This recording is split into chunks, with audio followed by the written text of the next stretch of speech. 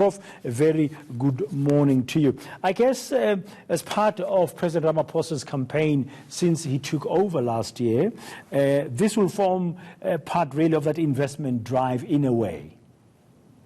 Certainly will. There was no way that he could refuse the invitation to the G7, and I know there are a lot of pressing domestic concerns, but I'm very pleased that he's there. What you do need to clarify, I think, is that the important role that South Africa is playing is in two senses. One, South Africa is one of 4 countries, large democracies, Australia, India, South Africa, and Chile, that were invited to the G7 summit because President Macron wanted to emphasize the importance of cooperation among democracies at a time of rising authoritarianism in the world. And the second one you've already addressed, which is the importance of renewing G7 partnerships with Africa. That's on the formal agenda, and indeed there have been a half a dozen or so African countries invited to attend this summit in addition to South Africa, Egypt, Senegal, Rwanda, Burkina Faso, Chad, among others. So it's a very important opportunity for him to show the flag. Okay, I saw a statement from the presidency saying that South Africa's participation at the 2019 G7 is guided by what they call 4 strategic foreign policy pillars. One of them, you sort of alluded to it, but I just want a little bit more insight from you, is advancing national interests to attain domestic objectives. How do you do that at the G7 summit? Well, you alluded to it in your opening when talking about foreign investment and the need for economic cooperation. But there's another big item on the agenda. There's several, but one is the climate change issue, which disproportionately affects poor countries, and particularly down here where we're warming at twice the global rate. So getting that on the agenda and talking about that makes the coincidence of domestic and international relations very clear. There is also the new 4th industrial revolution, and you know that the digital empowerment question is high on the agenda. That's domestic and international. And yet there is also in the background the looming giant, which is not on the formal agenda, which is the trade wars that would damage South Africa's economic standing and recovery in the world.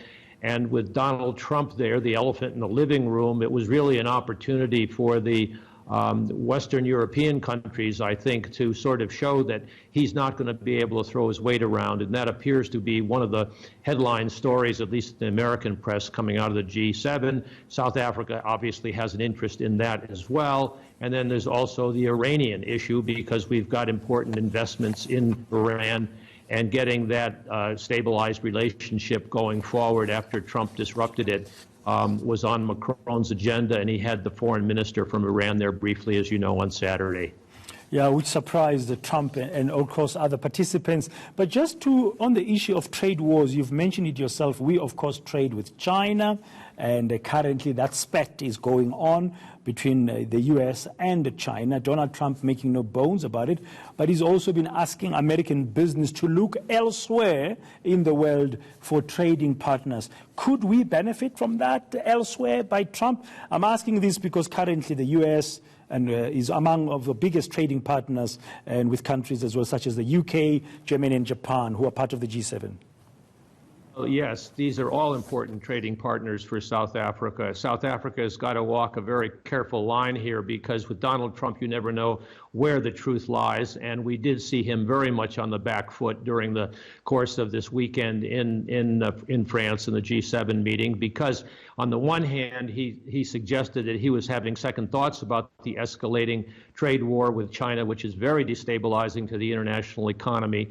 And as he's approaching his re-election campaign in 2020, the knock-on effects of an escalating conflict with China could be very damaging, not only to the United States, but obviously to South Africa and everyone else.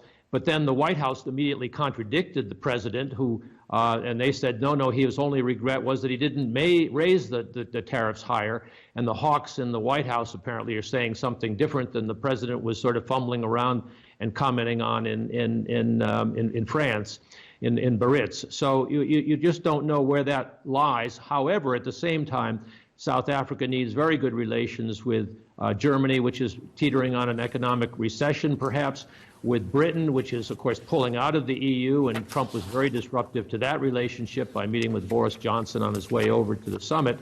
So there are so many things happening simultaneously. At least Ramaphosa is in a position to keep his ear to the ground, have good relations with as many people as possible, and try to sort this out going forward. But it's a very, very confusing picture.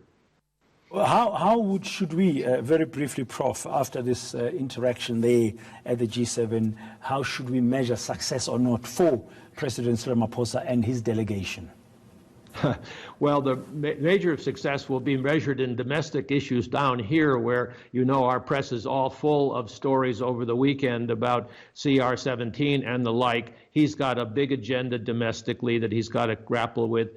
You're not going to have an easy bottom line to identify in the good relations that he can sustain, but looking ahead, if we do get additional investment here, and his emphasis on infrastructure is very much a part of his relationship with China and Xi Jinping, which he's got to keep on an even keel. So he's working on several fronts simultaneously. I'm pleased to see that his popularity here, at least if we can believe the polling of last week, is positive. So I'm optimistic that this is all for a good cause, but it's hard to put benchmarks on it very clearly in the short term. Thank you very much, Professor John Stramler from Wits University, giving us some of his insights about the importance and relevance of the G7 summit for South Africa.